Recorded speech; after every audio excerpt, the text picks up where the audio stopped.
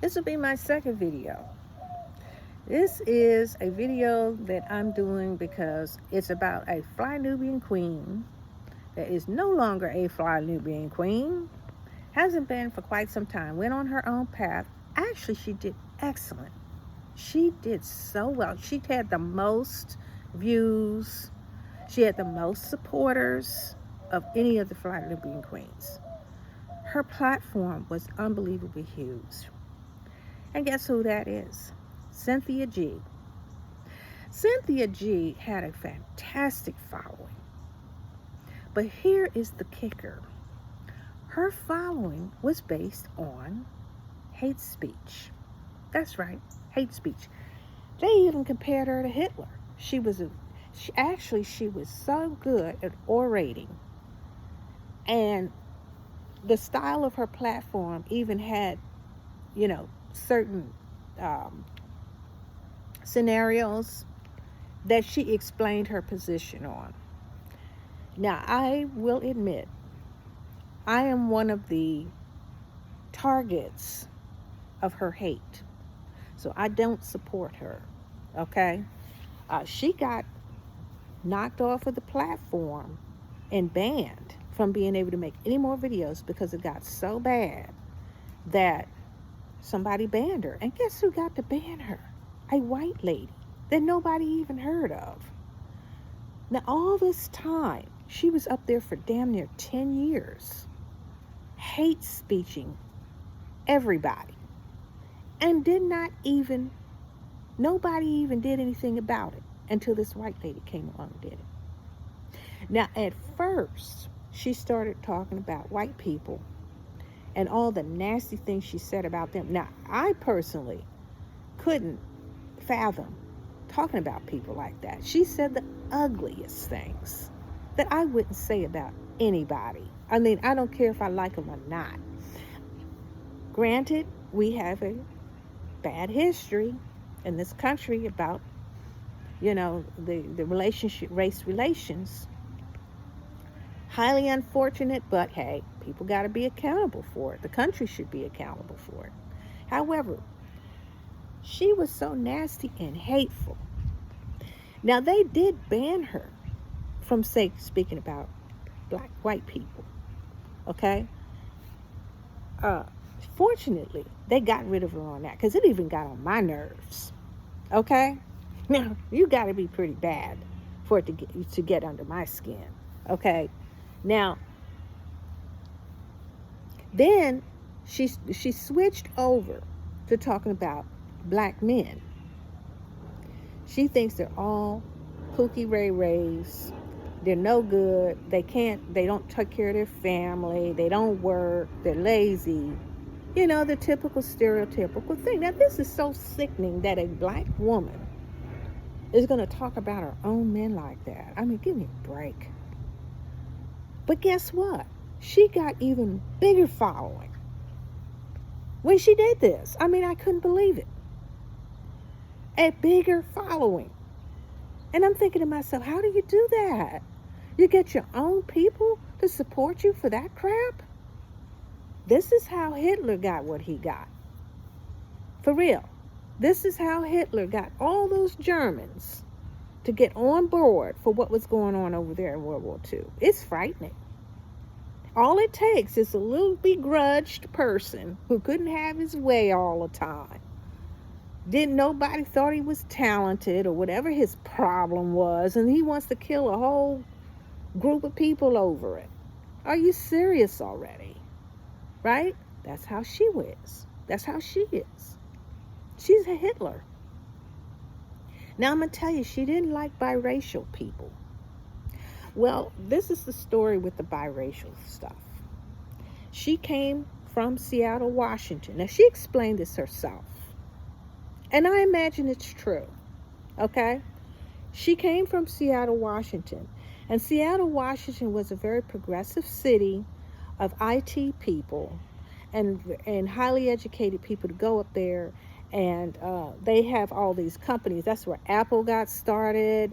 They have Starbucks coffee up there. It's a home, of a lot of progressive things that spread through all out the country. However, Seattle, Washington is as white as lily white can be. The only blacks that got to really go up there are blacks from IT areas, highly educated, educated themselves. They actually educated themselves along with white people. So what they do is they went up there and they married they married white people and got mixed children. So there's a high percentage of biracials up there, but specifically with white and black. Now they have Asians up there. They're real nerdy enough to go up there supposedly, and the nerdy blacks went up there. However, there's a segment of people that were up there that were not as fortunate. Every city has the unfortunate underclass, who aren't making any money. They live in the projects, wherever the case may be. Well, Cynthia's family, unfortunately, her mother was not as fortunate for some reason. I don't know much about it, but I know her father was not very kind to their family. He neglected her mother, and he's black. I mean, she's from 2 black parents, so she is technically black in this country. But the mixed girls were really mean to her. They teased her about her hair. They teased her about her complexion, I guess. She has a nice complexion. Why would anybody bother her about that? She's got a gorgeous complexion. Actually, she's a nice-looking woman. She probably wasn't bad looking when she was a little girl either. Most of those people grow up, they look pretty much similar. She knows how to do makeup nice. I mean, she even did a makeup platform one time, and I thought that was great. Because she knows all about the contouring and how to put it all on, what colors to use. She's really gifted as far as I'm concerned when it comes to that, even though people criticize her. That was the one thing I liked about her. Her look is interesting. It's pristine. It's a shame being an attractive woman as she is, that she's so hateful, man. I mean, it's so sad. But if those people treated her like that, I probably would be the same way. And it was probably the mixed kids who had white mothers who treated her like that. Now, if they had black mothers, if you have a black mother, she ain't never going to let you go out there and rag on other black people. But the fathers, see, the thing about white mothers that marry black men, they don't like the rest of black people. They generally don't. They just want that man because he's either handsome to her or she's fetishizing or whatever the case may be. She's very not an attractive woman herself in most cases. And so she gets cute kids, quote unquote, and then she wants to rag out everybody else. I've seen that a lot. Okay, so I can admit it, being biracial myself. Okay, so I've seen white mothers. When I was bringing my girl wanted to go, my daughter wanted to get into modeling. I said, no, you really don't want to do that, do you? But I gave her a shot at it. I mean, I took her to the little modeling things they asked the parents to come to and everything. And there were several white mothers of mixed kids wanted all their kids on these modeling panels. It was sickening to me. It's like they fetishize it, and they want to show their little cute kids off. They think their kids look better than everybody else. And see, this is where they get this sentiment from. So, and I never believed in that. I never let that happen. I wasn't raised like that, period. But Cynthia probably was a victim of that because she's like 20 years younger than me, at least. Okay. And I can imagine she's probably a lot younger than me. She's barely 4 years old, probably in her early 40s at that. And see, back in, that generation, that's when all these parents were, mixing up, mixed parents and stuff like that in these progressive high-tech cities. But what they forgot to mention is that we have a history, and those kids ought to understand that history so they don't go around thinking they're better than everybody else. But the mothers, if they were the white mothers doing that, they they forgot to tell their kids all that. So they go out there harassing their, other people, and they probably got harassed by the white people. But I think in Seattle, the white people went out of their way to be more progressive, so they probably weren't bothering them that much. But the black kids, they got the short end of the deal. So, I can certainly understand the resentment. I've resented myself, to be honest. So I empathize with Cynthia if that's her case. And it is. I think it really is. She is a symptom of how they treated, and even in the history of the country, how colorism went, when they valued lighter skinned people over darker skinned people. The hair had to be a certain way, all that sort of thing. That's bullshit. But they did it, and they have to be accountable for it. Simple as that. And you're going to have people that hate you just because of the way you look. And so it can be reversed as well. But I don't believe in hating anybody for the way they look. But the way they act is tells me a lot. Okay?